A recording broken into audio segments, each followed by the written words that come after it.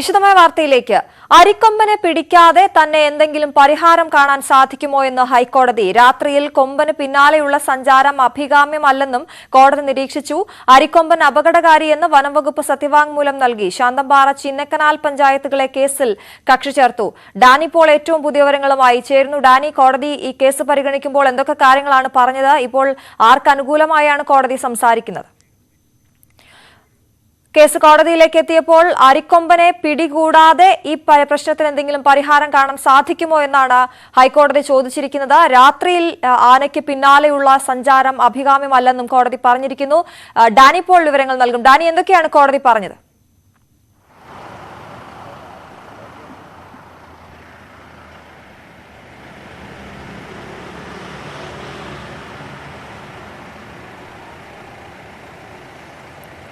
Dani, കേൾക്കാമെങ്കിൽ അരിക്കൊമ്പനെ പിടികൂടാതെ മറ്റെന്തെങ്കിലും പരിഹാരം ഇതിന് സാധ്യമാണോ എന്നാണ് കോടതി ചോദിക്കുന്നത്. മറ്റെന്തൊക്കെ കാര്യങ്ങളാണ് കോടതി ഈ കേസ് പരിഗണിച്ചുകൊണ്ട് പറഞ്ഞത്?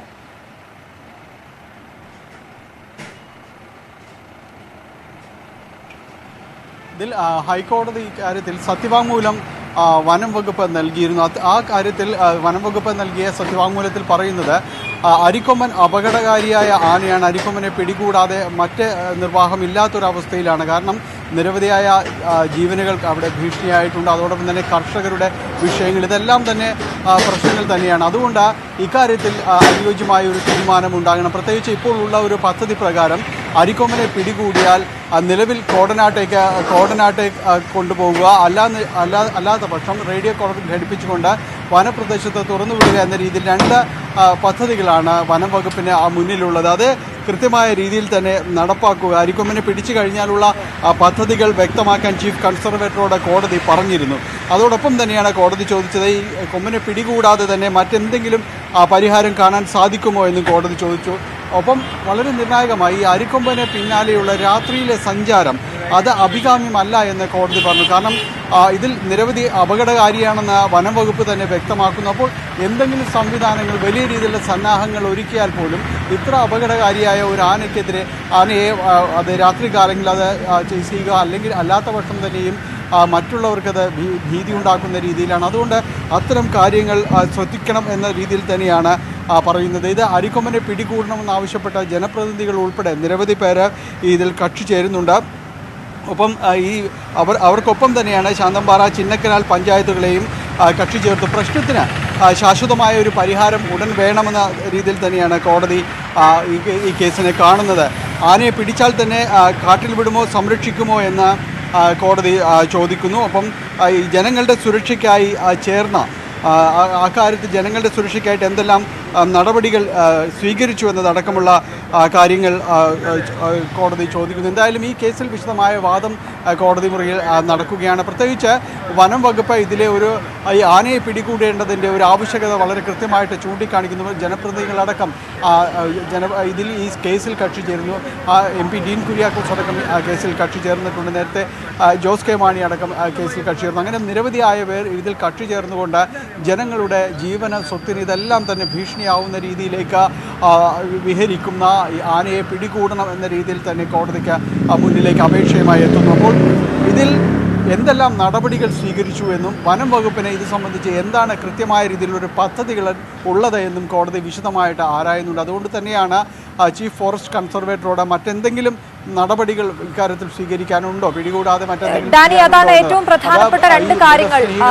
ഒരു പ്രദേശത്തെ ആകെ ഭീതിയിലാക്കുന്ന അരിക്കൊമ്പൻ എന്ന കാട്ടാന സ്ഥിരമായി രാത്രിയും പകലും ഉറക്കമൊഴിച്ച അതിന്റെ ആക്രമണത്തിൽ നിന്ന് രക്ഷ നേടാനായി ഒരു വിഭാഗം ആളുകൾ അവിടെ ഉണ്ട്.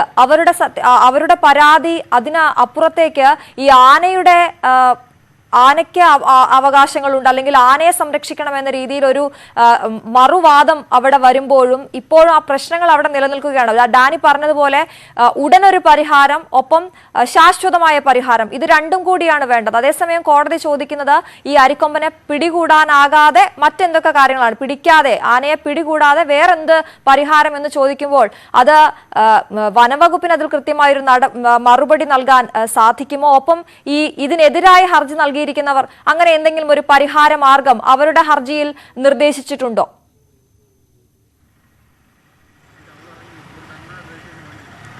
നിലവിൽ അങ്ങനെ ഒരു പരിഹാരമാർഗം നിർദ്ദേശിച്ചുകൊണ്ടുള്ളൊരു ഹർജിയല്ല വന്നിരിക്കുന്നത്. കാരണം അതിൽ അവർ പ്രധാനമായും തന്നെ ചൂണ്ടിക്കാണിക്കുന്നത് ഈ ഉത്തരവിലെ അപാകത ചൂണ്ടിക്കാണിച്ചുകൊണ്ടുള്ളൊരു ഹർജിയാണ് വന്നിരിക്കുന്നത്. കാരണം കോടനാട് എന്ന് പറയുന്ന ഒരു സ്ഥലത്തേക്ക് ഇതിനെ മാറ്റുക എന്നൊരു കാര്യവും അത്തരമൊരു നിർദ്ദേശം അല്ലെങ്കിൽ ആ രീതിയാണ് അനുവർത്തിക്കുന്നത് എന്നാണ് വനം വകുപ്പ് പറയുന്നത്. അവിടെ യൂക്കാലിപ്സ് തടി കൊണ്ടുണ്ടാക്കിയ ആനക്കൂട് ഇതിലേക്ക് ചട്ടം പഠിപ്പിക്കുന്നതിന് വേണ്ടി മാറ്റുക, ഇത്തരം കാര്യങ്ങൾ മാത്രമാണ് സാധാരണഗതിയിൽ ഇത്തരം ആനകളെ പിടികൂടി പിന്നീട് ഈ ചട്ടം പഠിപ്പിക്കുന്നതിനും കുങ്കിയാനകളാക്കി മാറ്റുന്നതിനും എല്ലാം മുൻപ് ചെയ്യുന്ന കാര്യങ്ങൾ അതൊക്കെ തന്നെ. അത് തന്നെയും ഈ അരിക്കൊമ്പൻ്റെ കാര്യത്തിലും സ്വീകരിച്ചിട്ടുള്ളൂ. പക്ഷേ ഇതിൽ ഇങ്ങനെ ഒരു ഹർജി വരുമ്പോൾ ചൂണ്ടിക്കാണിച്ചത് ഇത് സംബന്ധിച്ചൊരു നടപടിക്രമങ്ങൾ, ഇത് സംബന്ധിച്ച് ഉത്തരവ് ഇറങ്ങിയിട്ടുണ്ടെങ്കിൽ അത് പുറത്തുവിടണം, എന്താണ് സ്വീകരിക്കുന്ന കൃത്യമായൊരു നടപടി എന്നത് സംബന്ധിച്ച് പുറത്തുവിടണം. അങ്ങനെ ഒരു ഉത്തരവ്, അതിൻ്റെ ഒരു പകർപ്പ്, അത്തരം കാര്യങ്ങളൊന്നും ലഭ്യമല്ല. അതുകൊണ്ട് ഇക്കാര്യത്തിലൊരു വ്യക്തത വരുത്തണം, എന്നിട്ട് മാത്രമായിരിക്കണം ഈ നടപടികളിലേക്ക് കടക്കേണ്ടത് എന്നതാണ് മൃഗസ്നേഹികൾ ചൂണ്ടിക്കാണിച്ചത്. അത് പരിഗണിച്ചുകൊണ്ട് തന്നെയാണ് കോടതി ഇത് സംബന്ധിച്ച് എന്താണ് സ്വീകരിച്ചിട്ടുള്ളത്, എന്താണ് നിങ്ങളുടെ പദ്ധതി, ഇത്തരമൊരു അപകടകാരിയായ ആനയെ പിടികൂടുമ്പോൾ നിങ്ങൾ ഏത് രീതിയിലുള്ളൊരു നടപടികളിലേക്ക് പോകുന്നു എന്നതടക്കം ചൂണ്ടിക്കാണിച്ചുകൊണ്ട് കോടതി തന്നെ വിശദമായിട്ട് ചോദിച്ചത്. അതിനാണ് ഇന്ന് സത്യവാങ്മൂലം സമർപ്പിക്കുകയും ചെയ്തിരിക്കുന്നത്. ഇതിൽ ആളുകളെ മാറ്റാൻ എന്ത് നടപടി സ്വീകരിച്ചു എന്ന് കോടതി ഒരു ഘട്ടത്തിൽ ചോദിച്ചു. അതിൽ നൽകിയിരിക്കുന്ന മറുപടി, കക്ഷിയിൽ ചേർന്നവർ നൽകിയിരിക്കുന്ന ആളുകളെ മാറ്റുകയാണെങ്കിൽ ഈ പഞ്ചായത്തുകൾ, അതിൽ പല പഞ്ചായത്തിലും മൊത്തം ആളുകളെ ഒഴിപ്പിക്കേണ്ട ഒരവസ്ഥയിലേക്ക് വരും. കാരണം അത്ര കണ്ട ആളുകളെ അവിടെ അടക്കം മാറ്റേണ്ടതാണ്. അതുകൊണ്ട് ആളുകളെ മാറ്റിക്കൊണ്ട് ഈ കാര്യങ്ങൾ ചെയ്തു പോകുക എന്നത് ഒരു പോസിബിളായ ഒരു കാര്യമല്ല എന്ന് തന്നെയാണ് ഇതിൽ കക്ഷി ചേർന്നവർ വ്യക്തമാക്കുന്നത്. കാരണം അവിടുത്തെ ഒരു സാഹചര്യങ്ങൾ അതുകൊണ്ട് തന്നെയാണ്. മറ്റ് സംവിധാനങ്ങളെല്ലാം തന്നെ ഒരുക്കിയിട്ടുണ്ട് എന്ന് വനം വകുപ്പ് പറയുന്നു. പ്രത്യേകിച്ച് ഇതിൽ വേണ്ട വിദഗ്ധർ, ഇവർ ഉൾപ്പെടുന്ന ഒരു സമിതി, അതോടൊപ്പം തന്നെയും മറ്റ് സംവിധാനങ്ങൾ, ഇത് ആനയെ മയക്കുവെടി വെച്ചാൽ അത് അവിടെ നിന്ന് മാറ്റേണ്ടതായ സംവിധാനങ്ങൾ, കുങ്കിയാനകളടക്കമുള്ളത്, അത്തരം കാര്യങ്ങളെല്ലാം തന്നെ സ്വീകരിച്ചിട്ടുണ്ട്. ആ നടപടികളെല്ലാം തന്നെ പൂർത്തിയാക്കിയിട്ടുണ്ട് എന്നത് കാര്യങ്ങൾ വിശദീകരിച്ചിട്ടുണ്ട്. പക്ഷേ അതിനപ്പുറത്തേക്ക് കോടതി ചോദിക്കുന്നു, ഇതല്ലാതെ മറ്റെന്തെങ്കിലും വഴികളുണ്ടോ എന്നതാണ് ഇപ്പോൾ കോടതി ഉന്നയിക്കുന്ന ചോദ്യം. അതിന് ഒരു വിശദമായ മറുപടി ഇതുവരെയും വനം വകുപ്പ് നൽകിയിട്ടില്ല എന്നതും ശ്രദ്ധേയമാണ്.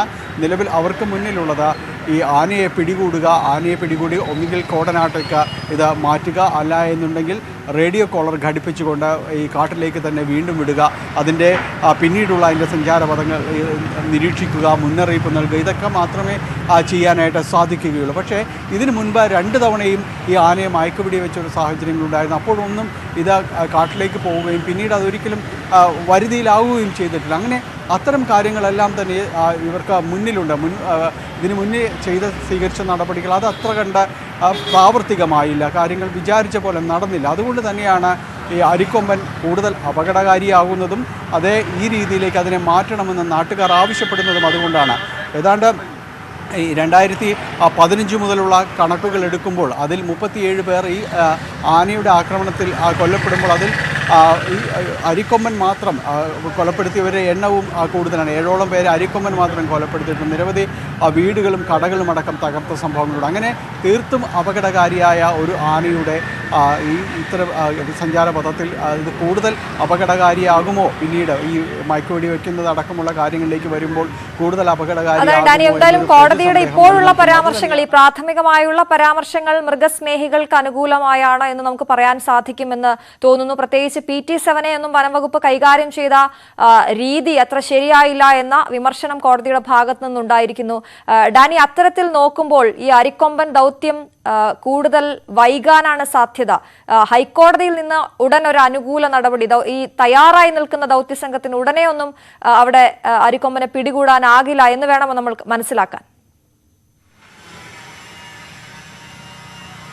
തീർച്ചയായും കാരണം അതിൽ വരുന്നത് PT7 കൈകാര്യം ചെയ്ത രീതി ശരിയായില്ല എന്ന് പറയുന്നു. PT7 വളരെ ആസൂത്രിതമായി, വളരെ വിദഗ്ധമായി കൈകാര്യം ചെയ്തു. അത് അതിൻ്റെ ഒരു ശല്യം അവസാനിപ്പിച്ചു എന്നെല്ലാമുള്ള വലിയ അവകാശവാദങ്ങൾ ഒരു ഭാഗത്ത് നിലനിൽക്കുമ്പോഴാണ് കോടതിയുടെ ശ്രദ്ധേയമായ നിരീക്ഷണം. അതൊരുപക്ഷെ വളരെ ഗുരുതരമായൊരു നിരീക്ഷണം തന്നെയാണ് ഈ ദൗത്യസംഘത്തെ സംബന്ധിച്ചിടത്തോളം.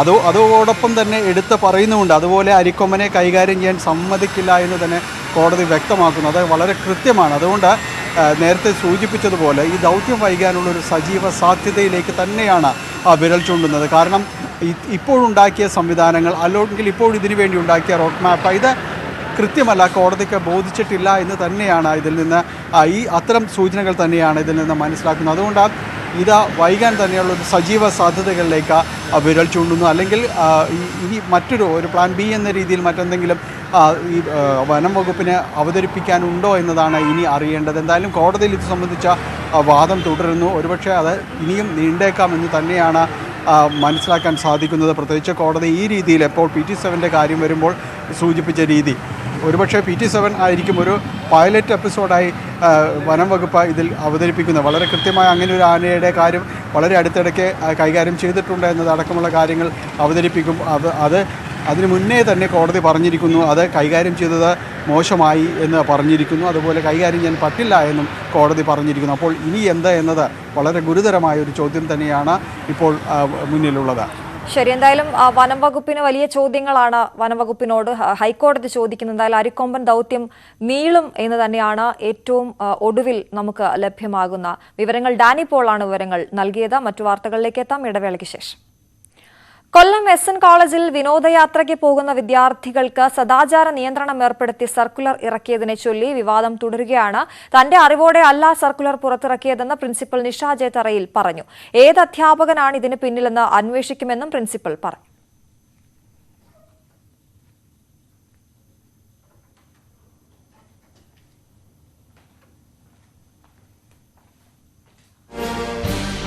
സർക്കുലർ ഇറക്കുക എന്ന് പറയുന്നത് അതിൻ്റെ പ്രിൻസിപ്പളായി ഞാനാണ് ചെയ്യേണ്ടത്. അപ്പോൾ എൻ്റെ സർക്കുലർ ഞാൻ ഇറക്കുന്നുണ്ടെങ്കിൽ അതെൻ്റെ ലെറ്റർ പാഡിലായിരിക്കും. അതിനകത്ത് എൻ്റെ സൈൻ കാണും, എൻ്റെ സീല് കാണും. അപ്പോൾ ഇങ്ങനെയൊന്നും കാണാത്ത ഒരു പേപ്പറാണ് ഇപ്പോൾ സർക്കുലേറ്റ് ചെയ്തുകൊണ്ടിരിക്കുന്നത്. അപ്പോൾ ഞാൻ അറിഞ്ഞുകൊണ്ട് അങ്ങനെ ഒരു സർക്കുലർ ഇറക്കിയിട്ടില്ല. പിന്നെ ടൂറിന് ഇവിടുന്ന് കുട്ടികൾ പോയിട്ടുണ്ട്. കുട്ടികൾ ഇന്ന് കാലത്ത് ലാസ്റ്റ് ബാച്ച് തിരിച്ചു വന്നിട്ടുണ്ട്. അവരും ഇതുപോലെ യാതൊരുവിധ കംപ്ലൈൻറ്റും എൻ്റെ അടുത്ത് വന്ന് പറഞ്ഞിട്ടില്ല. കുട്ടികളുടെ ഭാഗത്തുനിന്നോ അല്ലെങ്കിൽ അവരുടെ പാരൻസിൻ്റെ ഭാഗത്തുനിന്നോ ഒരു കംപ്ലൈൻറ്റും എനിക്ക് ഇതേവരെ കിട്ടിയിട്ടില്ല.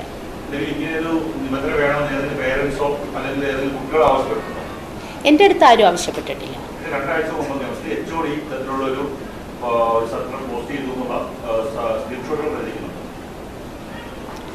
ഇതിനെക്കുറിച്ച് എനിക്കറിയില്ല. എൻ്റെ അറിവോട് കൂടിയിട്ട് കോളേജിനകത്ത് നിന്ന് ഇതുപോലെ ഒരു കാര്യം നടന്നിട്ടില്ല.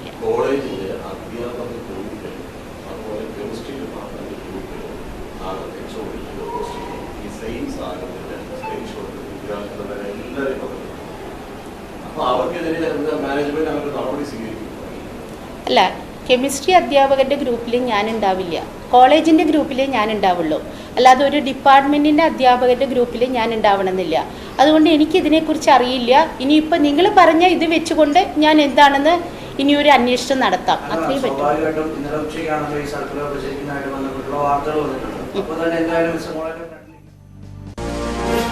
സർക്കുലറിന് പിന്നിൽ പ്രവർത്തിച്ച അധ്യാപകർക്കെതിരെ നടപടി വേണമെന്നാണ് SFIയുടെ ആവശ്യം. നവമാധ്യമങ്ങൾ ഉൾപ്പെടെ ആ സദാചാരത്തിൻ്റെ സർക്കുലർ പ്രവർത്തിക്കുന്ന മുന്നോടിയായിട്ട് വരുന്നൊരു സാഹചര്യം ഉണ്ടായിരുന്നു.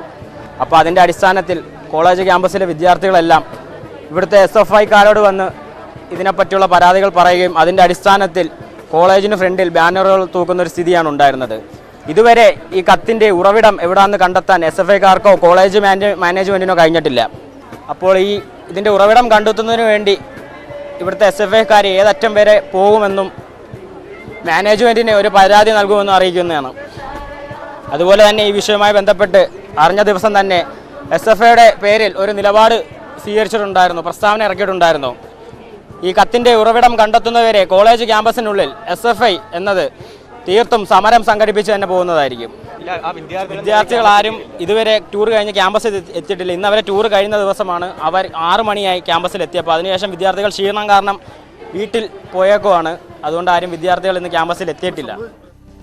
വിനോദയാത്രയുടെ മറവിൽ സദാചാര സർക്കുലർ പുറത്തിറക്കിയ അധ്യാപകർക്കെതിരെ നടപടി ആവശ്യപ്പെട്ട് SFI കോളേജിനുള്ളിൽ സമരം ആരംഭിച്ചു. വാർത്തയുടെ വിശദാംശങ്ങളുമായി ഷാനോസ് ഡേവിഡ് ചേരുകയാണ്. ഷാനോസ്, ഈ സർക്കുലർ എന്തായാലും വലിയ രീതിയിൽ പ്രചരിച്ചിരുന്നു. അതേസമയം അത് തന്റെ ഒപ്പോടുകൂടിയതോ തന്റെ അറിവോടുകൂടിയതോ അല്ല എന്ന് പ്രിൻസിപ്പൽ പറയുകയുമുണ്ടായി. എന്താണ് ഇപ്പോൾ ഏറ്റവും പുതുതായി ഇതിൽ നമുക്ക് ലഭിക്കുന്ന വിവരങ്ങൾ? ഏതെങ്കിലും വിദ്യാർത്ഥികൾ ഇതുമായി ബന്ധപ്പെട്ട് പരാതിയോ മറ്റോ ഉയർത്തിയിട്ടുണ്ടോ?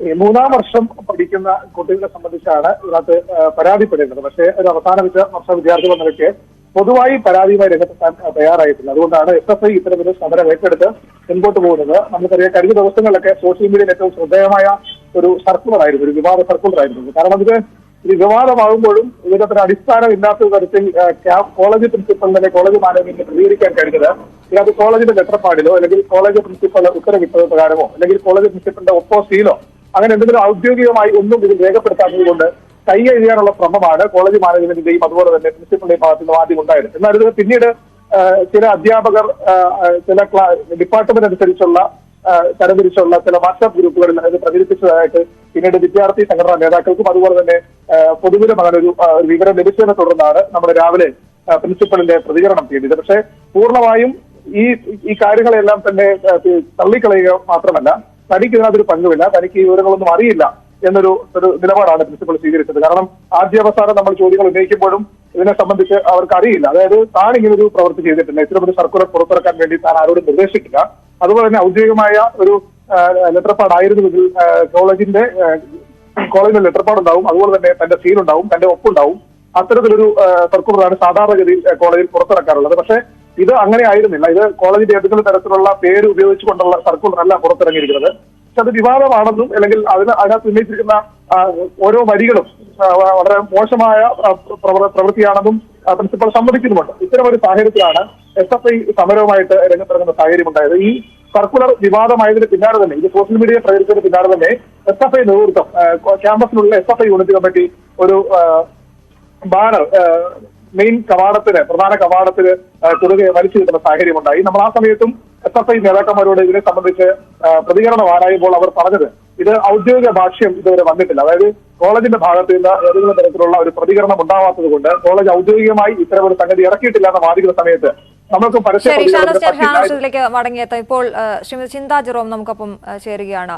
ശ്രീ ചിന്താ ജെറോം, ഇത്തരത്തിൽ SN കോളേജിൽ ഇത്തരത്തിലൊരു സംഭവം ഉണ്ടായി, പക്ഷേ അത് പ്രിൻസിപ്പലിന്റെ അറിവോടെ അല്ല, അവിടുത്തെ ലെറ്റർ പാഡിലല്ല, അവരുടെ സീൽ ഉണ്ടായിട്ടില്ല, അങ്ങനെയൊരു കത്ത് അവർ ഇറക്കിയിട്ടില്ല, അല്ലെങ്കിൽ അങ്ങനെയുള്ള നിർദ്ദേശങ്ങൾ നൽകുന്ന ഒരു പേപ്പർ അവരുടെ ഭാഗത്തുനിന്ന് ഉണ്ടായിട്ടില്ല എന്നാണ് പറയുന്നത്. അതേസമയം കോളേജിനുള്ളിൽ തന്നെ ഉണ്ടായ ഒരു സംഭവമാണിത്. എങ്ങനെയാണ് പ്രതികരിക്കുന്നത് ഈ വാർത്തയോട് താങ്കൾ? അല്ല, പ്രിൻസിപ്പളും കോളേജ് അധികൃതരും അവരുടെ അറിവോടുകൂടിയല്ല എന്ന് പറഞ്ഞതോടുകൂടി തന്നെ അതിന്റെ ഭാഗം വ്യക്തമായിട്ടുണ്ട്. അതായത് അത്തരത്തിൽ ഒരു തെറ്റായിട്ടൊരു കാര്യം പറഞ്ഞിട്ടില്ല എന്ന് കോളേജ് അധികൃതർ തന്നെ പറഞ്ഞിരിക്കുകയാണല്ലോ. അപ്പോൾ അതിനെ സംബന്ധിച്ച് പിന്നെ മറ്റൊരു വിശദീകരണത്തിന്റെ ആവശ്യമില്ല. കോളേജ് അത്തരത്തിലൊരു വിശദീകരണം നൽകി ഇതിനെ ന്യായീകരിക്കാനോ ഇത്തരത്തിലൊരു തെറ്റായിട്ടുള്ള കാര്യം പറയാനോ ഞങ്ങൾ തയ്യാറല്ല എന്ന് കോളേജ് പറഞ്ഞതോടുകൂടി ആ ഭാഗം ക്ലിയർ ആണെന്നാണ് ഞാൻ കരുതുന്നത്. അപ്പൊ ഇപ്പൊ SFIക്കാർ അവിടെ സമരം നടത്തുകയാണ്, ഇതിന്റെ ഉറവിടം കണ്ടെത്തണം, അതുവരെ ഞങ്ങൾ ഇവിടെ സമരം നടത്തുമെന്ന് പറഞ്ഞ് കോളേജിനുള്ളിൽ, അവർ ക്യാമ്പസിനുള്ളിൽ സമരം നടത്തുകയാണ്. ആ സമരത്തിനെ എങ്ങനെ കാണുന്നു? അല്ല, അത് തീർച്ചയായിട്ടും കോളേജ് അത്തരത്തിലൊരു കാര്യം പുറത്തിറക്കിയിട്ടില്ലെങ്കിൽ പിന്നെ എന്തുകൊണ്ട് ഇങ്ങനെ ഒരു കാര്യം വന്നു? അതൊരു വ്യാജ പ്രചരണമോ അല്ലെങ്കിൽ വ്യാജമായി നിർമ്മിക്കപ്പെട്ടതോ ആവുമല്ലോ. അപ്പോൾ അത് വിദ്യാർത്ഥി സംഘടന എന്ന നിലയിൽ SFI ഉന്നയിക്കുന്ന ന്യായം വളരെ വ്യക്തമാണ്. ഒരു കോളേജിനകത്ത് ഉത്തരവാദിത്തപ്പെട്ട ഒരു ലെറ്റർ എന്ന രൂപത്തിൽ വിദ്യാർത്ഥികൾക്കിടയിൽ പ്രചരിപ്പിക്കുമ്പോൾ അത് കോളേജ് പ്രിൻസിപ്പളിന്റെയോ കോളേജ് അധികാരികളുടെയോ അറിവോടുകൂടി അല്ലെങ്കിൽ അത്തരത്തിലൊരു വ്യാജ നിർമ്മിതി ഏത് ഭാഗത്തു നിന്ന് വന്നു എന്നുള്ളത് പരിശോധിക്കപ്പെടേണ്ടതാണ്. അത്തരം കാര്യങ്ങളെല്ലാം നിയമപരമായി പരിശോധിക്കപ്പെടേണ്ടതാണ്. അത് കോളേജിന്റെ ഭാഗത്തു നിന്നുള്ള പരിശോധനയും അതോടൊപ്പം തന്നെ വിദ്യാർത്ഥികൾ ഉന്നയിക്കുന്ന തരത്തിലേക്കുള്ള ആവശ്യങ്ങളും പരിഹരിക്കപ്പെടേണ്ടതാണ്. ശരി, വളരെയധികം നന്ദി ശ്രീ ചിന്താ ജെറോം ഞങ്ങളോട് സംസാരിച്ചതിന്. ഇപ്പോൾ യൂണിവേഴ്സിറ്റി യൂണിയൻ കൗൺസിലർ സുമി നമുക്കൊപ്പം ചേരുകയാണ്. സുമി, ഈ വിഷയം താങ്കളുടെ ശ്രദ്ധയിൽപ്പെട്ട് കാണുമല്ലോ. ഇപ്പോൾ SFI അവിടെ സമരം തുടരുകയാണ്. ഈ കത്തിന്റെ ഉറവിടം ആരാണ് എന്ന് കണ്ടെത്തിയതിനു ശേഷമേ ആ സമരം, കോളേജിനുള്ളിൽ സമരം അവർ അവസാനിപ്പിക്കുകയുള്ളൂ എന്ന് പറയുന്നത്. അതേസമയം പ്രിൻസിപ്പൽ ഇത് തള്ളുകയാണ്. അതായത് ഇക്കാര്യം താൻ അറിഞ്ഞിട്ടില്ല, തന്റെ അറിവോടെ അല്ല ഇത്തരം നിർദ്ദേശങ്ങൾ സർക്കുലേറ്റ് ചെയ്യപ്പെട്ടത് എന്ന് പറയും. ഇപ്പം നിരവധിയായിട്ട് ഇതിനൊക്കെ ക്യാമ്പസുകൾ ഉൾപ്പെടെ ഇപ്പൊ കഴിഞ്ഞ കുറച്ച് കാലയളവ് എടുത്ത് നോക്കുമ്പോൾ നമുക്ക് ഈ അധ്യാപകർ ഉൾപ്പെടെ ഈ പറയുന്ന വിദ്യാർത്ഥികളിലേക്ക് ഈ സദാചാരം എന്നുള്ള രീതിയിലേക്ക് ആണും പെണ്ണും അടുത്തിരിക്കാൻ പാടില്ല എന്നുള്ള തരത്തിലേക്ക് വിദ്യാർത്ഥികളേക്ക് അടിച്ചേൽപ്പിക്കുന്ന ഒരു നിയമം നിലവിൽ കൊണ്ടുവരികയും എന്നാൽ അതിന് കൃത്യമായിട്ട് ആ സമയങ്ങളെല്ലാം തന്നെ SFI ഇടപെട്ടുകൊണ്ട് അതെല്ലാം നിർത്തലാക്കുകയും ചെയ്തതാണ്. പിന്നീട് ഈ ഇടയ്ക്ക് വന്ന ഈ ഒരു ഡിപ്പാർട്ട്മെന്റ് ടൂറുമായിട്ട് സംബന്ധിച്ച് ഒരു സർക്കുലർ പുറത്തിറങ്ങിയപ്പോൾ അതുമായിട്ട് ബന്ധപ്പെട്ട അന്വേഷണം വേണമെന്നുള്ളത് നമ്മൾ കൃത്യമായിട്ട് പ്രിൻസിപ്പലിന് ഉൾപ്പെടെ നമ്മൾ പറഞ്ഞിട്ടുണ്ട്. അപ്പൊ അതിന്റെ കൃത്യമായിട്ടുള്ള ഉറവിടം കിട്ടുന്നിടം വരെ എന്തായാലും SFI ഈ സമരം തുടർന്നുകൊണ്ടേയിരിക്കും. മാത്രമല്ല ഈ പറയുന്ന വിദ്യാർത്ഥികളിലേക്ക് ഇത്തരത്തിലുള്ള യാതൊരുവിധ പ്രവർത്തനങ്ങളും ഈ അധ്യാപകരുടെ ഭാഗത്തു നിന്ന് ഇനി ഉണ്ടാകാൻ പാടില്ല എന്നുള്ള ഉറപ്പും കൂടി ഈ പറയുന്ന രീതിയിൽ കോളേജിന്റെ ഭാഗത്തു നിന്നും കോളേജിന്റെ മാനേജ്മെന്റിന്റെ ഭാഗത്തു നിന്നും ഉണ്ടാകണമെന്നുള്ളതാണ് SFIയുടെ ആവശ്യം. സുമി, ഈ സംഭവം സർക്കുലേറ്റ് ചെയ്തത് ഇവർ ടൂർ പോകുന്നതിന് മുമ്പാണല്ലോ. അവർ ടൂർ പോയി ഇന്ന് മടങ്ങി എത്തുകയും ചെയ്തു. പക്ഷെ ഇപ്പോഴും ഇത് ആരാണ്, എവിടുന്നാണ് ഈ കത്ത് വന്നിരിക്കുന്നത് അല്ലെങ്കിൽ ഈ സർക്കുലർ വന്നിരിക്കുന്നത് എന്നുള്ള കാര്യത്തിൽ SFIക്കാർക്കും വലിയ പിടിയൊന്നുമില്ല. അവരും അന്വേഷിക്കുന്നുണ്ടല്ലേ? അന്വേഷിക്കുകയാണ്. കാരണം നമ്മളെടുത്ത് പരിശോധിക്കപ്പെടുമ്പോൾ എല്ലാ ഗ്രൂപ്പുകളിലേക്കും ഒരുമിച്ചാണ് ഇത് സർക്കുലേറ്റ് ചെയ്തിരിക്കുന്നത്. അപ്പൊ അതുകൊണ്ട് തന്നെ നമുക്കിത് കൃത്യമായിട്ട് ആരാണ് ഇതിന്റെ സ്റ്റാർട്ടിങ് ആരിൽ നിന്നാണുള്ളത് നമുക്ക് കണ്ടുപിടിക്കാൻ വേണ്ടി സാധിച്ചിട്ടില്ല. അതിപ്പം ഈ പറയുന്ന പ്രിൻസിപ്പൽ ഉൾപ്പെടെ നമ്മുടെ അടുത്ത് പറയുന്നത് കൃത്യമായിട്ട് അതിന്റെ അന്വേഷണം നടക്കുന്നുണ്ട്. കൃത്യമായിട്ട് ഇത് ആരുടെ ഭാഗത്തു നിന്നാണ് തെറ്റ് സംഭവിച്ചത് നമ്മൾ കൃത്യമായിട്ട് ചൂണ്ടിക്കാട്ടുമെന്നാണ് പ്രിൻസിപ്പലിന്റെ ഭാഗത്തു നിന്നുള്ള അറിയിപ്പ് കിട്ടിയിട്ടുള്ളത്. സുമി, ഈ കോളേജിലാണോ പഠിക്കുന്നത്? അതെ, ഞാൻ കോളേജിലാണ് പഠിക്കുന്നത്. അപ്പൊ നിങ്ങളുടെ ഈ SFIയുടെ സമരം മുന്നോട്ട് പോകുന്ന മറ്റു വിദ്യാർത്ഥികൾക്ക് പഠനത്തിന് മറ്റു തടസ്സമാകുന്നുണ്ടോ? അങ്ങനെ എന്തെങ്കിലും പ്രശ്നമുണ്ടോ? ഇല്ല, അത്തരം വിദ്യാർത്ഥിയുടെ പഠനം ഇല്ലാണ്ടാക്കുന്ന ഇതിലേക്കുള്ള യാതൊരു പ്രവർത്തനങ്ങളും ഏറ്റെടുക്കുന്നില്ല. അതേപോലെ തന്നെ ഈ പറയുന്ന രീതിയിൽ സർഗാത്മകമായിട്ടുള്ള പ്രതിഷേധ സമരങ്ങളിലൂടെയാണ് മുമ്പിലോട്ട് പോയിക്കൊണ്ടിരിക്കുന്നത്. ഇത് എന്തായാലും ഒരു അധ്യാപകനാണ് ഇത് ഈ സർക്കുലർ പുറത്തുവിട്ടത് എന്നുള്ള കാര്യത്തിൽ നമുക്കിപ്പം മനസ്സിലാകുന്നുണ്ട്. കാരണം ഓരോ ഗ്രൂപ്പുകളിൽ ഇപ്പം നിങ്ങൾ പറഞ്ഞ പോലെ ഡിപ്പാർട്ട്മെന്റ് വൈസ് ഗ്രൂപ്പുകളിലാണ്, വാട്സപ്പ് ഗ്രൂപ്പുകളിലാണ് ഇത് വന്നതെങ്കിൽ ഒരു അധ്യാപകൻ, നിങ്ങൾക്ക് ആരെയും സംശയമോ അങ്ങനെയൊന്നുമില്ല? ഇല്ല, നമുക്ക് ആരെയും സംശയങ്ങളോ കാര്യങ്ങളോ ഒന്നുമില്ല. ഇല്ല. ശരി, വളരെയധികം നന്ദി സുമി ഞങ്ങളോട് ഈ സമയത്ത് പ്രതികരിച്ചത്. ഷാനോസ് ഡേവിഡ് നമുക്കൊപ്പം തുടരുന്നുണ്ട്. ഷാനോസ്, ഇത്തരത്തിൽ സമരവുമായി മുന്നോട്ട് പോകാൻ തന്നെയാണ് SFIയുടെ തീരുമാനം. പക്ഷേ അവർക്ക് പോലും അറിയില്ല ഇത് ആരാണ് സർക്കുലേറ്റ് ചെയ്തത് എന്നുള്ള കാര്യം.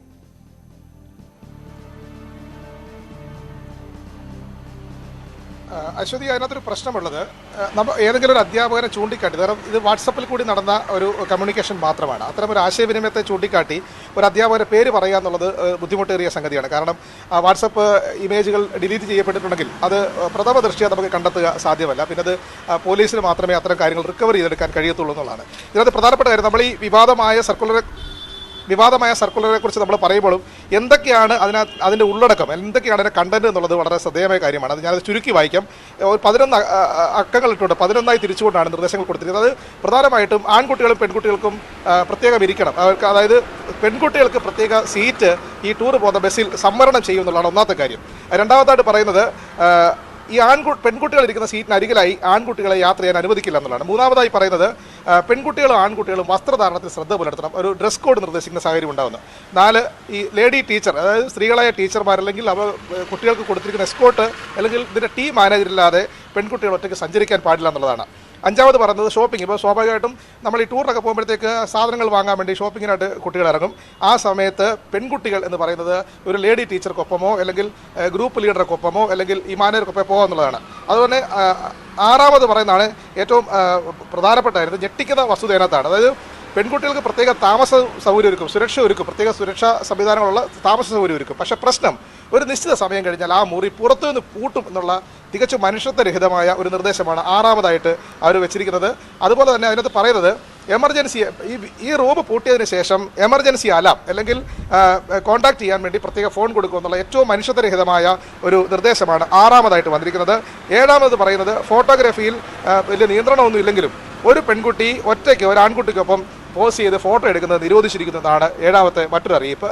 8ാമതായിട്ട് പറയുന്നത് പെൺകുട്ടികൾ അനാവശ്യമായ അല്ലെങ്കിൽ ആഭരണങ്ങൾ, വിലയേറിയ ആഭരണങ്ങൾ, മറ്റ് ഓർണമെൻറ്റ്സ് ധരിക്കുന്നത് തെറ്റാണ്, അത് പാടില്ല. പിന്നെ ഈ പറയുന്ന മറ്റ് ആഭരണങ്ങൾ ധരിക്കാമെന്നാണ് പറയുന്നത്. ഈ സ്വർണ്ണപ്പൂശ് പോലുള്ള ആഭരണങ്ങൾ മാത്രം ഉപയോഗിക്കുമെന്ന് പറയുന്നു. 9ാമതായി പറയുന്നത് പെൺകുട്ടികളുടെ വസ്ത്രധാരണത്തെ സംബന്ധിച്ചാണ്, ഇറക്കം കുറഞ്ഞ വസ്ത്രങ്ങൾ ധരിക്കാൻ പറ്റത്തില്ല, അത്തരം ഒരു നിർദ്ദേശം കൊടുക്കുന്നു. പിന്നെ പാദരക്ഷകൾ, ഇരുന്ന ചെരുപ്പ് പോലും എങ്ങനെയായിരിക്കണം, ഹൈ ഹീൽഡ് ചെരുപ്പുകൾ ഒഴിവാക്കണം എന്ന് പറയുന്നൊരു നിർദ്ദേശം 10ാമതായിട്ട് വെക്കുന്നു.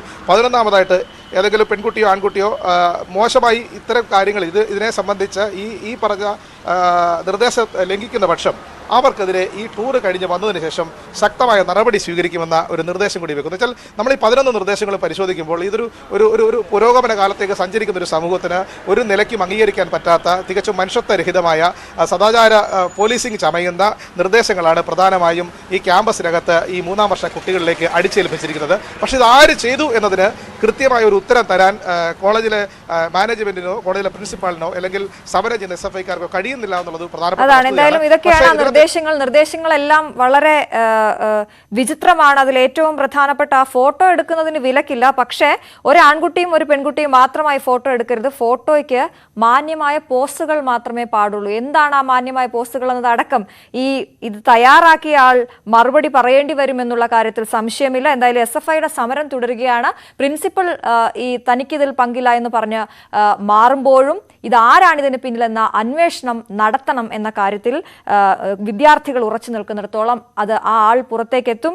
ആരാണ് ഇതിന് പിന്നിലെന്നുള്ള കാര്യം മറനീക്കി പുറത്തു വരുമെന്ന് തന്നെ നമുക്ക് മനസ്സിലാക്കാം. ഷാനോസ് ഡേവിഡാണ് വാർത്തയുടെ വിശദാംശങ്ങൾ നൽകിയത്. മറ്റു വാർത്തകളിലേക്ക് എത്താം ഇടവേളയ്ക്ക് ശേഷം. ലേഡീസ് ബാൻഡിൽ ഇനി അതിഥി.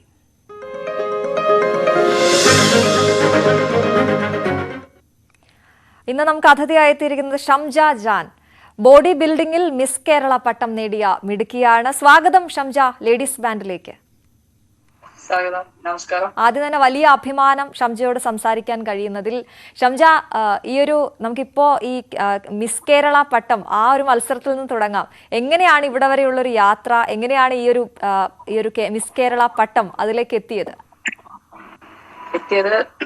ബോഡി ബിൽഡിങ്ങില് കാര്യം പറയുകയാണെങ്കിൽ ഞാനൊരു 6 years കൂടുതൽ എനിക്ക് വർക്കൗട്ട് കാര്യങ്ങളൊക്കെ ആയിട്ട് ജിം വർക്കൗട്ടൊക്കെ ആയിട്ട് ഇങ്ങനെ നിന്നെയാണ്. 8th സ്റ്റാൻഡേർഡൊക്കെ കായികപരമായിട്ടുള്ള മേഖലയില് ലൈവായിട്ട് ഉണ്ടായിരുന്നു. 8th സ്റ്റാൻഡേർഡ് തൊട്ടിട്ട് മാർഷൽ ആർട്സിലായിരുന്നു കൂടുതലും ഞാൻ മുമ്പോട്ട് പൊക്കോണ്ടിരുന്നത്. കരാത്തയിലായിരുന്നു. കരാത്തെ സ്റ്റാർട്ട് ചെയ്യാൻ തൊട്ടുകയെ ഞാൻ ജിമ്മില് വർക്കൗട്ട് കാര്യങ്ങളൊക്കെ ആയിട്ടുണ്ടായിരുന്നു. അതുപോലെ കരാട്ടയുടെ കാര്യങ്ങൾ പറയുകയാണെങ്കിൽ എന്റെ മെയിൻ കരാട്ടെ ആയിരുന്നു. ഒരു 3 വർഷം കൊണ്ടാണ് ഞാൻ ജസ്റ്റ് ജിമ്മ് മാത്രമായിട്ട് ഇങ്ങനെ നിന്നത്. ഷംജ പറഞ്ഞോളൂ, കേൾക്കാം ഷംജ. ഓക്കെ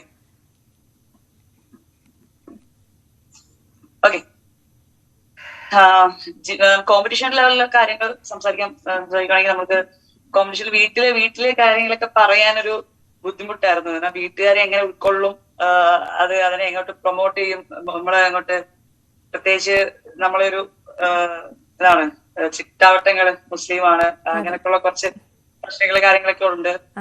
പിന്നെ പറയാനൊരു മടിയായിരുന്നു. പറഞ്ഞ സമയത്ത് അവർക്ക് പോവണ്ട നല്ല താല്പര്യക്കുറവുണ്ടായിരുന്നു. അപ്പൊ ഈ മാർഷൽ ആർട്സ് ഒക്കെ പഠിക്കുന്ന സമയം എന്ന് പറഞ്ഞാൽ 8ാം ക്ലാസ് എന്ന് പറഞ്ഞില്ലേ, അപ്പൊ അത് വീട്ടിലെ അച്ഛനും അമ്മയും കൂടി കൊണ്ട് ചേർത്തതാണോ അതോ താങ്കളുടെ ഇഷ്ടപ്രകാരം പോയതോ? പ്രശ്നമില്ല, അതിലൊന്നും പ്രശ്നമില്ല. ഇതിലെന്ന് പറഞ്ഞാൽ നമ്മളൊരു ബോഡി ബിൽഡിംഗ് എന്ന് എല്ലാവരും നോക്കുമ്പോ തന്നെ അതിലൊരു ഡ്രസ് കോഡാണ് എല്ലാരും നോക്കുന്നത്. ഡ്രസ് കോഡാണ്. അതില് അറിയാലോ ഡ്രസ് കോഡ് എങ്ങനെ ആയിരിക്കുമെന്നും. ബാക്കിയുള്ള സ്പോർട്സില്, അതായത് ബാക്കിയുള്ള എല്ലാം പറയുന്നത് സ്വിമ്മിങ്ങിന്റെ ഒക്കെ ഡ്രസ് കോഡ് വ്യത്യാസമാണ്. അപ്പോഴത്തേക്ക് കരാത്തെ എന്ന് പറയുമ്പോഴത്തേക്ക് അതിന് ഫുൾ യൂണിഫോം ആണ്. മാർഷൽ ആർട്സ് പറയുമ്പോഴത്തേക്ക് അതിന് ഫുൾ കൈ യൂണിഫോം, അതിന്റെയായിട്ടുള്ള കാര്യങ്ങൾ എല്ലാത്തിനും അതിന്റെയായിട്ടുള്ള ഡ്രസ് കോഡുകളുണ്ട്. പക്ഷെ ബോഡി ബിൽഡിംഗ് എന്നുള്ള രീതിയിലോട്ട് ചെല്ലുമ്പോഴത്തേക്ക് അത് ഡ്രസ് കോഡ് ചേഞ്ചസ് ആണ്. ഈ ഡ്രസ് മാത്രമേ ഉള്ളായിരുന്നോ പ്രശ്നം വീട്ടില്? എന്തോ കേട്ടില്ല. ഡ്രസ് മാത്രമേ ഉണ്ടായിരുന്നുള്ളൂ പ്രശ്നം? അതാണ്, ഡ്രസ് കോഡാണ് മെയിൻ പ്രശ്നം. കായികപരമായിട്ട് അവര് എല്ലാം സപ്പോർട്ടാണ്, പക്ഷെ ഈ ഡ്രസ് കോഡിലാണ് എല്ലാം പ്രശ്നം വരുന്നത്. പല ഫാമിലീസിലും കൂടുതൽ ബോഡി ബിൽഡിങ്ങിനായിട്ട് സപ്പോർട്ട് ചെയ്യാത്തതിന്റെ പ്രധാന കാര്യം എന്ന് പറഞ്ഞാൽ ഈ ഡ്രസ് കോഡ് തന്നെയാണ്. ഓ, എന്നിട്ട് എങ്ങനെ കൺവിൻസ് ചെയ്യിച്ചത്? കൺവിൻസ് ചെയ്യാനൊന്നും പോയില്ലായിരുന്നു. ഈ ഇടയ്ക്ക് ഇങ്ങനെ വീണ്ടും ഞാൻ ജസ്റ്റ് പറഞ്ഞു കോമ്പറ്റീഷനിൽ ഇറങ്ങാൻ താല്പര്യം ഉണ്ട് എന്ന് പറഞ്ഞു. ഓക്കെ, നിന്റെ താല്പര്യം എന്താ വെച്ചാലും എനിക്ക് താല്പര്യം ഉണ്ടെങ്കിൽ നീ ഇറങ്ങിക്കോ, ഞങ്ങളെ ഇഷ്ടം നോക്കണ്ട. അപ്പൊ പിന്നെ കുഴപ്പമില്ല, പിന്നെ അവര് സപ്പോർട്ട് ചെയ്യും. നീ ഇറങ്ങിക്കോ അതോ അത്. അപ്പൊ പിന്നെ കേൾക്കാത്ത പാട് എന്റെ മാഷിന്റെ അടുത്ത് പറഞ്ഞു. ഞാൻ ഇപ്പം നിലവില് എന്റെ ട്രെയിനർ എന്ന് പറഞ്ഞത് ശരത് എന്നാണ്, ശരത് ഏഴംകുളക്കളം. പുള്ളിയെടുത്ത് ഞാൻ ഇങ്ങനെ പറഞ്ഞു, അങ്ങനെ ഒരു പിക്ക് ഇട്ട് കൊടുത്തു, ഫോട്ടോ ഇട്ട് കൊടുത്തു. അങ്ങനെ പുള്ളിയായിട്ട് പറഞ്ഞു ഓക്കെ കുഴപ്പമില്ല, നിന്റെ ആഗ്രഹം അങ്ങനെയാണെങ്കിൽ നമുക്കത് ശരിയാക്കാം, സെറ്റ് ചെയ്തിട്ട് ആഗ്രഹം ചാമ്പ്യൻഷിപ്പിലോട്ട്. അങ്ങനെ ടീം ബീറ്റേഴ്സ് എന്ന് പറഞ്ഞത് തൃശ്ശൂർ ടീമാണ് നമ്മളെ, വിജിൽ മാസ്റ്റർ വിപിൻ മാസ്റ്റർ. അപ്പൊ ഇവർക്ക് എന്റെ ഫോട്ടോ അയച്ചു കൊടുക്കുകയും അപ്പോഴും തന്നെ പറഞ്ഞു ഷംസ കയറി വാ, നമുക്ക് ചാമ്പ്യൻഷിപ്പ് വരുന്നുണ്ട്, കേരള ചാമ്പ്യൻഷിപ്പ് വരുന്നുണ്ട് ഇപ്പൊ തന്നെ, നമുക്ക് അതിന് വേണ്ടി സെറ്റ് ചെയ്യാന്നുണ്ട്. അങ്ങനെ ഒരു 25 days ഞാൻ അവിടെ ആയിരുന്നു. അപ്പൊ അവിടെ അവരാണ് എന്റെ സ്പോൺസർഷിപ്പ് ഇപ്പോഴും. അങ്ങനെ അവിടെ പോയി ട്രെയിനിങ് ഒക്കെ ചെയ്ത് 25 days അവിടെ ആയിരുന്നു. അപ്പൊ 25 days ട്രെയിനിങ് കാര്യങ്ങളെല്ലാം അവിടെ തന്നെയായിരുന്നു. വളരെ, അതായത് ബോഡി വളരെ ബോൾഡ് ആയിട്ടുള്ള ആളാണ്, മനസ്സുകൊണ്ടും വളരെ ബോൾഡ് ആണോ? അങ്ങനൊന്നും ഇല്ല. അല്ല, ഈ അച്ഛനും അമ്മയും നീ പോകുന്നെങ്കിൽ പൊക്കോ, ഞങ്ങൾക്ക് ഇഷ്ടമല്ല, പക്ഷെ നിനക്ക് ഇഷ്ടമുണ്ടെ പൊക്കോ എന്ന് പറഞ്ഞപ്പോ തീരുമാനം എടുത്ത് മുന്നോട്ട് പോയി. അതുകൊണ്ടാണ് ഇവിടെ ഇന്ന് ഇരിക്കുന്നത്. അല്ല, നമ്മള് എന്റെ രീതി എന്ന് പറഞ്ഞാല് വീട്ടുകാർക്ക് താല്പര്യം ഉണ്ടെങ്കിൽ മാത്രമേ ഞാൻ ഇറങ്ങത്തുള്ളൂ. കാരണം എന്റെ ഇന്നുവരെയുള്ള വിജയത്തിന് എല്ലാത്തിനും കാരണം എന്റെ വീട്ടുകാരാണ്. അപ്പൊ വീട്ടുകാർ സപ്പോർട്ട് ഉണ്ടായതുകൊണ്ടാണ് ഇപ്പോഴും ഞാൻ ഇവിടെ നിൽക്കുന്ന. ബോഡി ബിൽഡിംഗ് അവര് പോണ്ടെന്ന് പറഞ്ഞാൽ ഓക്കെ പോണ്ട, കാരണം ആ ഒരു രീതിയാണ്. എല്ലാ കാര്യത്തിനും ഇന്നുവരെ സപ്പോർട്ട് ചെയ്തിട്ടുണ്ട്. കാരണം അവർക്ക് കായികപരമായിട്ട് അവർക്ക് കഴിവുണ്ടായിട്ടും അവർ പല സ്ഥലങ്ങളിൽ എത്താൻ പറ്റിയില്ല. കാരണം സപ്പോർട്ട് ചെയ്യാൻ ആളില്ല. പേരൻസ് അന്നത്തെ ഒരു രീതി അല്ലല്ലോ ഇന്നത്. അപ്പൊ അന്ന് അവർക്ക് സപ്പോർട്ട് ചെയ്യാൻ ആളില്ലാത്തതുകൊണ്ട് അവരെവിടെ എത്താൻ പറ്റിയില്ല. അപ്പൊ ആ ഒരു രീതി അല്ല എന്റെ അടുത്ത്. അപ്പൊ എന്റെ അടുത്ത് ഭയങ്കര കാര്യമാണ്, മീൻസ് എന്നെ ഭയങ്കര സപ്പോർട്ടാണ്. അപ്പം അവര് പല വിജയങ്ങളും എന്നിലൂടെ അവരെ വിജയമായിട്ടാണ് കാണുന്നത്. ഇപ്പൊ എങ്ങനെയുണ്ട്? ഭയങ്കര പ്രൗഡാണോ? ഇപ്പൊ ഈ കോമ്പറ്റീഷൻ ഒക്കെ ഇറങ്ങി വിജയിച്ചു കഴിഞ്ഞ് വന്നപ്പോ ഭയങ്കര പ്രൗഡാണോ? പിന്നെ ഭയങ്കര സന്തോഷമാണ്. എല്ലാവർക്കും സന്തോഷമുണ്ട്. എങ്ങനെയാണ് ഈ ഭക്ഷണ ക്രമീകരണം ഒക്കെ ഒരുപാട് വേണമല്ലോ, മനസ്സുകൊണ്ട് ഒരുപാട് കൺട്രോൾ വേണ്ട ഒരു മേഖലയാണല്ലോ പ്രാക്ടീസ്. അതിനെ കുറിച്ചൊക്കെ ഒന്ന് പറയാമോ? എല്ലാവർക്കും ആഗ്രഹമാണ് ഷംജയുടെ ബോഡിയൊക്കെ കാണുമ്പോൾ അതുപോലൊക്കെ ഒന്ന് ആകണം എന്ന്. നമ്മള് ഇതിന്റെ മീൽസ് എന്ന് പറയുമ്പോഴത്തേക്ക് പൊതുവെ 6 മീൽസ് ആണ് എടുക്കുന്നത്. കുറച്ചുകൂടെ ഡിഫറെന്റ് ആണ്. നമ്മള് നോർമലി കഴിക്കുന്ന ഫുഡ് അല്ല കഴിക്കുന്നത്. അതായത് നോർമലി കഴിക്കുന്ന ചിക്കനും മുട്ടയൊക്കെ തന്നെയാണ്, അതൊക്കെ തന്നെ. പക്ഷെ സ്പ്ലിറ്റ് ചെയ്താണ് നമ്മൾ കഴിക്കുന്നതും. അതുപോലെ കുറച്ച് എക്സ്പെൻസീവ് ആണ് നല്ല രീതിയിൽ. അല്ല, പറഞ്ഞോ, ഞങ്ങക്ക് കേക്കണം എങ്ങനെയാണെന്ന്. ഇപ്പൊ ബ്രേക്ക്ഫാസ്റ്റ്, ലഞ്ച്, ഡിന്നർ അങ്ങനെ നമുക്ക് തിരിച്ചാൽ എങ്ങനെയാ? ഓക്കെ. ഞാൻ കഴിക്കുന്ന രീതി എന്ന് പറഞ്ഞാല് ഒരു ദിവസം ഒരു 20 എഗ് വൈറ്റ് എടുക്കും. 20 ഒരു 20-30 എഗ് വൈറ്റ് ഞാൻ എടുക്കുന്നത്. 20 മതി, 30 എടുക്കേണ്ട ആവശ്യമില്ല. പക്ഷെ എനിക്ക് മുട്ട ഭയങ്കര ഇഷ്ടമാണ്. ഞാൻ 30 മുട്ടയൊക്കെ എടുക്കും. അപ്പൊ നമ്മള് എന്നിട്ട് 1 കിലോ ചിക്കൻ ബ്രസ്റ്റ് ഒരു ദിവസം. അപ്പൊ ഇതാണ് നമ്മളൊരു ഫുഡ് രീതി ഒരു ദിവസത്തെ. അതിനകത്ത് വെജീസ് വരും, വെജീസ്, ഫ്രൂട്ട്സ്, ഡ്രൈ ഫ്രൂട്ട്സ് ഇതൊക്കെ വരും. അപ്പൊ ഇത് നമ്മൾ എല്ലാവരും ഒരുമിച്ചല്ല കഴിക്കുന്നത്, സ്പിറ്റ് ആയിട്ടാണ് കഴിക്കുന്നത്. ഇത് 6 മീൽസ് ആയിട്ട് കൺവേർട്ട് ചെയ്യും. അപ്പൊ ഞാൻ ചോദിക്കട്ടെ, ഈ എഗ് വൈറ്റ് 20 എണ്ണം കഴിച്ചു കഴിയുമ്പോ തന്നെ നമ്മുടെ വയർ ഫുൾ ആവില്ല? ഇല്ല, ഈ 15 അല്ലെങ്കിൽ 20 എണ്ണം ഒരുമിച്ച് നമ്മൾ എടുക്കുമല്ല. നമ്മളിപ്പോ ഒരു മീലില് 5 എഗ് വൈറ്റ് ആയിരിക്കും. 5 എഗ് വൈറ്റിലൂടെ നമ്മൾ ഫ്രൂട്ട്സ് ആഡ് ചെയ്യും, അതിനകത്ത് വെജീസ് ആഡ് ചെയ്യും. അത് നമ്മൾ ഒരു മീലായിട്ട് കൺവേർട്ട് ചെയ്യും. സെക്കൻഡ് മീൽ വരുമ്പോഴത്തേക്ക് ചിക്കൻ വരും. ചിക്കന് എഗ്, ചിക്കൻ എഗ് അങ്ങനെയുള്ള രീതി വരും. അത് നമ്മൾ കോമ്പറ്റീഷൻ ടൈമിലാണ് അങ്ങനെ വരുന്നത്. നമ്മൾ പിന്നെ ഓഫ് സീസൺ ആകുമ്പോഴത്തേക്ക് നമ്മൾ ഇഷ്ടമുള്ള കാര്യങ്ങൾ എല്ലാം കഴിക്കുമോ? ഓഫ് സീസണിൽ ഇഷ്ടമുള്ള എല്ലാം കഴിക്കുമോ? ഓഫ് സീസണിൽ ഇഷ്ടമുള്ള കഴിക്കും, ബട്ട് ഞാൻ ഡയറ്റിലാണ്. കാരണം നമ്മൾ ഓഫ് സീസൺ ആകുമ്പോൾ കഴിച്ച് കഴിഞ്ഞുള്ള പ്രശ്നം തന്നെ നമുക്ക് നന്നായി ഹെവി ആയിട്ട് ഫാറ്റ് കയറും. അപ്പൊ നമ്മൾ ഒരുപാട് ഫാറ്റ് കയറാത്തത്, പക്ഷെ നമുക്ക് ആവശ്യമുള്ളതായിട്ടുള്ള കാര്യങ്ങൾ നമ്മൾ കഴിക്കാത്തുള്ളൂ. അതാണ് ചോദ്യം. ഒരുപാട് ഫാറ്റ് കയറാത്ത എന്നാൽ നമുക്ക് ആവശ്യമുള്ള ഹെൽത്തി ഫുഡ് എന്താണ് എന്നാണ് ചോദ്യം. ഓക്കെ.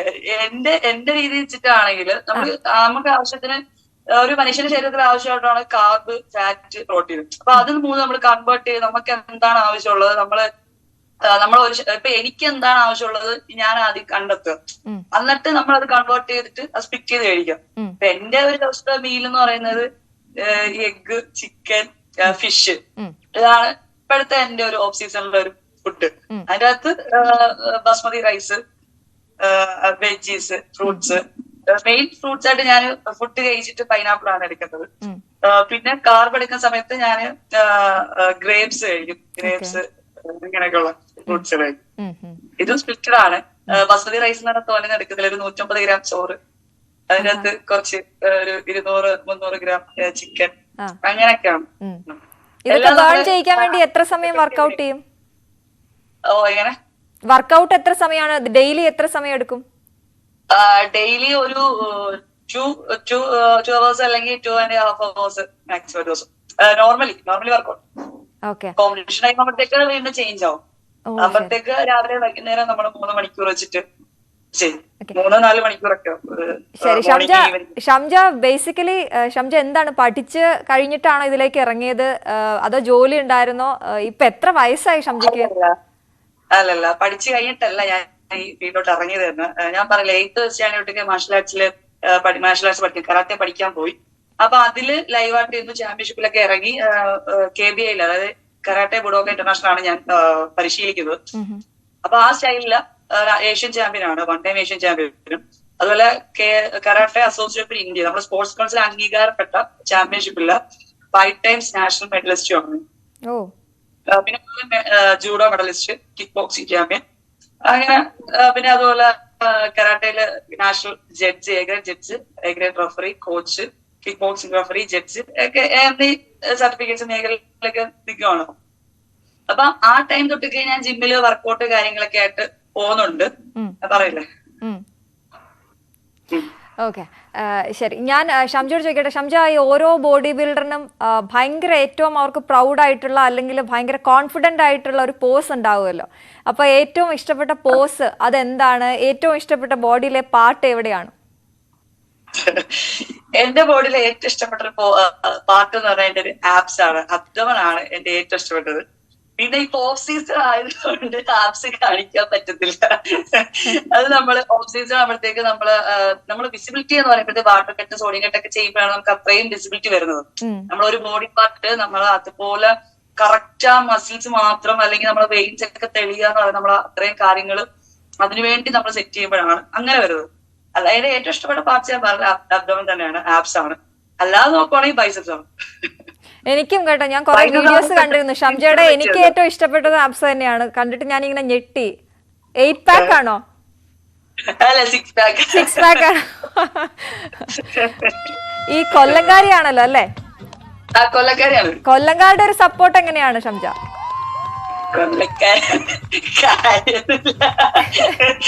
നമുക്കുണ്ടെങ്കിൽ നമുക്കുള്ള. പിന്നെ എല്ലാരും എന്താണ് നമ്മളിങ്ങനെ ജയിച്ചൊക്കെ വരുമ്പോ പിന്നെ സന്തോഷ വാർത്ത, അഭിനന്ദനങ്ങളൊക്കെ അറിയിക്കുമല്ലോ. അത് വലിയ കാര്യമൊന്നുമില്ല. ഇതിപ്പോ ഞാൻ ശാസ്താംകോട്ടയാണ്, എന്റെ സ്ഥലം ശാസ്താംകോട്ടയാണ്, പപ്പന്റെ നാട് ശാസ്താംകോട്ടയാണ്. അപ്പൊ അവിടെ ഭയങ്കര സപ്പോർട്ടും കാര്യങ്ങളാണ്. ഇപ്പൊ നമുക്ക് വേണ്ടി എന്റെ പത്രങ്ങളിലും കാര്യങ്ങളെല്ലാം അവര് തന്നെയാണ് ചെയ്യുന്നത്. നമ്മളിവിടുത്തെ ക്ലയന്റ്സ് ഒക്കെയാണ് എനിക്ക് വേണ്ടി ഓരോ കാര്യങ്ങളൊക്കെ ചെയ്യുന്നത്. അതായത് പത്രത്തില് എന്റെ ഫോട്ടോ ഇടുന്നു. അവര് ഭയങ്കര ആകാംക്ഷയാണ്. ഞങ്ങൾ ട്രെയിനർ ഇങ്ങനെ പോയി വെള്ളം മേടിച്ചു. അവിടത്തേക്ക് അവർക്ക് ഭയങ്കര സന്തോഷം. അത് കാണുമ്പോ എനിക്ക് സന്തോഷമുണ്ട്. ഓക്കെ, ഷംജയെ പോലുള്ള ഒരുപാട് പേര്, ഇപ്പൊ ഈ ബോഡി ബിൽഡേഴ്സ് ഒരുപാട് പേര്, സ്ത്രീകള് മുന്നോട്ട് വരുന്നുണ്ട്. അവരുടെ വാർത്തകളൊക്കെ നമ്മൾ സ്ഥിരം കാണുന്നുണ്ട്. ഷംജ അറിയാതെ തന്നെ ഒരുപാട് പേർക്ക് ഇൻസ്പയറിംഗ് ആയിരിക്കും. ഒരുപാട് പേര് ഇൻസ്പയർ ആയിട്ടുണ്ടാവും ഷംജയുടെ ഇതൊക്കെ കണ്ടിട്ട്. ഷംജ അറിഞ്ഞുകൊണ്ട് ആരെങ്കിലും ഇൻസ്പയർ ആയി എനിക്കും വരണം അല്ലെങ്കിൽ ഇങ്ങനെ ആകണം എന്ന് പറഞ്ഞ ആരെങ്കിലും വന്നിട്ടുണ്ടോ? ഇഷ്ടംപോലെ ആൾക്കാർ വന്നിട്ടുണ്ട്. അതായത് ഇതോടെയൊന്നും പറയുന്നത് ഇഷ്ടംപോലെ നമ്മൾ കരാത്തെ ഫീൽഡിൽ തന്നെ നിൽക്കുമ്പോഴായാലും ഷംജയെ പോലെ ആവണം എന്നൊക്കെ പറഞ്ഞ് കുറെ പേരൻസ് തന്നെ വന്നിട്ടുണ്ട്. പേരൻസ്, കുട്ടികള് എനിക്ക് ഷംജയെ പോലെ ആവണം, ചാമ്പ്യൻ ആവണം എന്നൊക്കെ പറയാം. അപ്പൊ ബോഡി ബിൽഡിങ്ങിലോട്ട് വന്നപ്പോഴും പറയുന്നുണ്ട് ഞങ്ങൾക്ക് വീട്ടിൽ സപ്പോർട്ട്, എല്ലാരും മെയിൻ പ്രശ്നം തന്നെ സപ്പോർട്ട് ചെയ്യാൻ ആളില്ല. സപ്പോർട്ട് ചെയ്യാൻ ആളില്ല, രണ്ടാമത്തെ കാര്യം സ്പോൺസർ ചെയ്യണം. ഈ ബോഡി ബിൽഡിംഗ് കോമ്പറ്റീഷൻ നമുക്ക് മുമ്പോട്ട് പോകണമെങ്കിൽ നല്ലൊരു സ്പോൺസേഴ്സിനാണ് നമുക്ക് ആവശ്യം.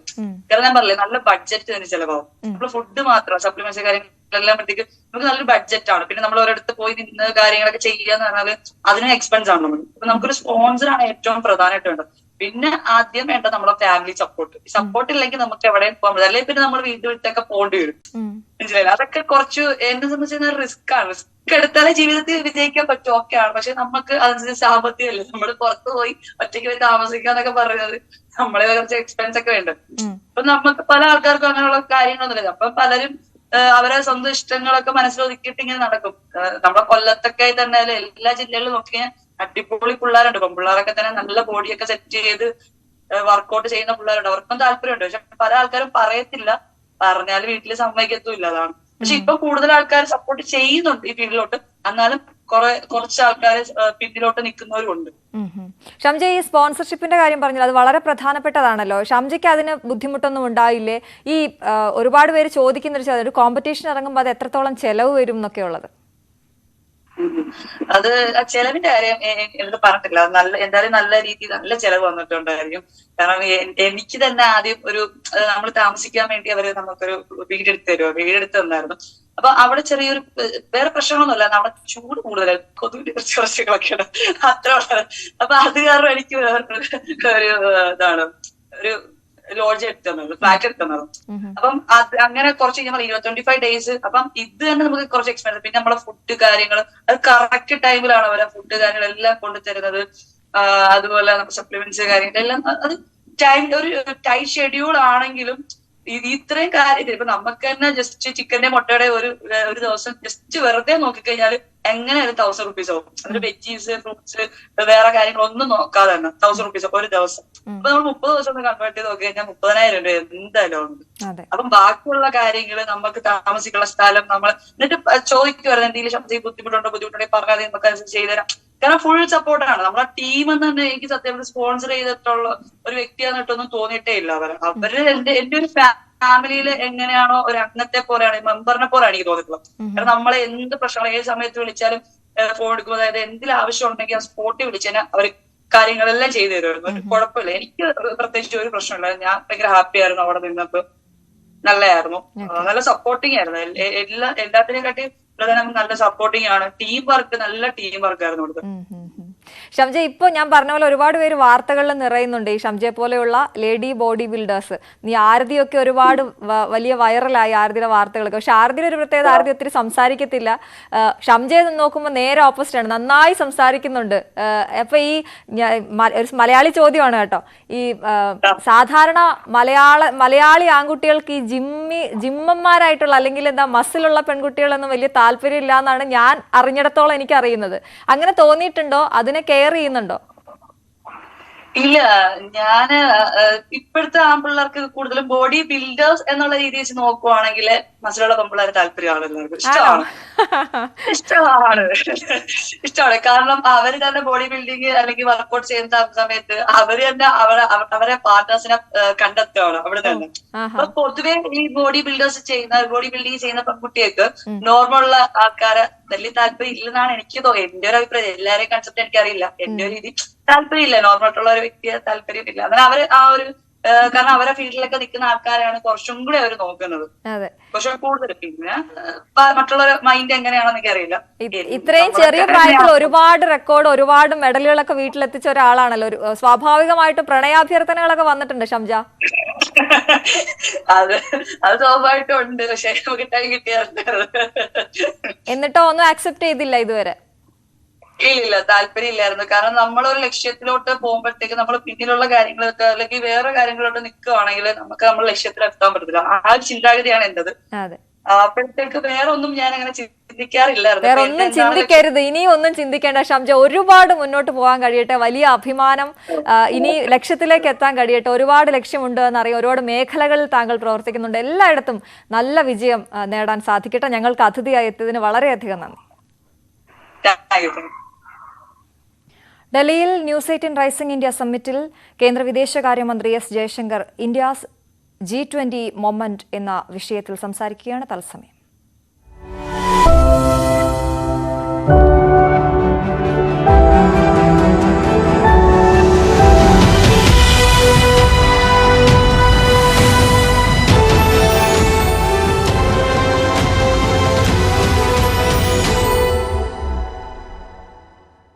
People who do all of this, they would certainly use it. But to which I would turn around and ask them, saying, so tell me, does that mean this law, after being applied to 10 or 12 other people, should not apply in this case? And in this particular case, this law and this application has a certain past. Yeah. So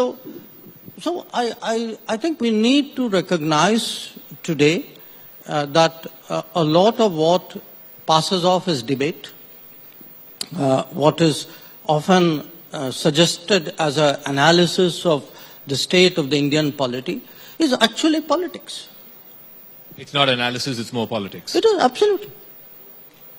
So, you talked about narratives and you gave the example of Assam. Now, one state where there seems to be this narrative and it directly has a bearing on your ministry and the missions abroad is Punjab and this whole Khalistan sentiment. We've had attacks on our missions in London, San Francisco. Yes, diplomats have been summoned, statements have been read out to them, so on and so forth. What else do you intend to do to send out the message that you're playing with India's national security and territorial integrity and that's unacceptable? Look, again, because here again we mustn't fall for a narrative. We must actually look at what are the facts on the ground. So let's look at the facts on the ground in India and let's look at the facts on the ground abroad. The fact on the ground in India is a bunch of people went by force into a police station to take out somebody, which was in violation of probably multiple provisions of the law. So tell me which country would countenance this? Okay, that's the fact within India. So you don't have to put a movement or a ideology to it. I mean, irrespective of whatever the issue. I mean, which law-abiding society would allow a mob to storm a police station and take somebody out? That is the bottom line situation. Now, if you look what's happening abroad, in the name of free speech and democratic freedoms, of which I'm equally a votary, if you allow people to intrude into diplomatic premises, to attack diplomats, to threaten diplomats, to take down flags, I ask you, suppose the roles were reversed. Suppose one of those countries had this done to one of their missions. What do you think they'd be saying? So I think somewhere it's time that we are clear about who we are and the stand that we take. And if these things happen, there will be consequences. So, when you bring up these conversations with your counterparts, where these missions have been attacked, do they get it? Do they understand the seriousness of what's happening and what it means to India? I would hope so. Okay. I would hope so. I think by and large, you will not disagree. I do communicate fairly clearly. We'll give you that much. And I think so do my... ladies ban പൂർണ്ണമാകുന്നു. ഇടവേളയ്ക്ക് ശേഷം വാർത്തകളുമായി മനു ഭാരത് ചേരും. നമസ്കാരം.